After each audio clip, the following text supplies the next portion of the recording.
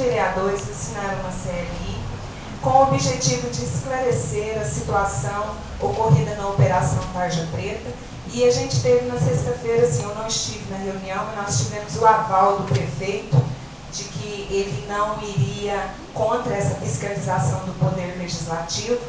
E tenho certeza que ele, como vereador que foi dessa casa, ele daqui saiu para prefeito, ele reconhece as nossas atribuições e com certeza estará conosco nessa empreitada.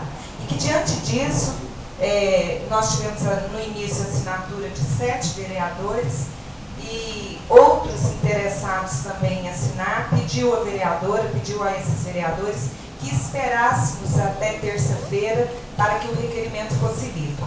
Então, quero deixar bem claro à sociedade araguarina que nós contamos hoje com 10 assinaturas da CLI.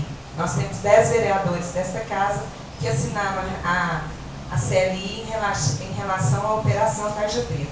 E eu quero deixar assim também bem claro aqui, senhor presidente, que eu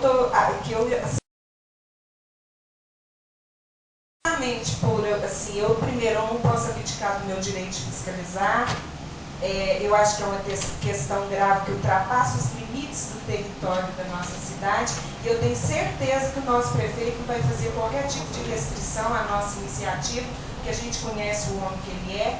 E eu tenho certeza também que é uma oportunidade ímpar para esclarecer de vez a não participação do nosso prefeito nos lamentáveis acontecimentos, principalmente que esses acontecimentos afloraram dentro da situação da licitação da Prefeitura de Araguari.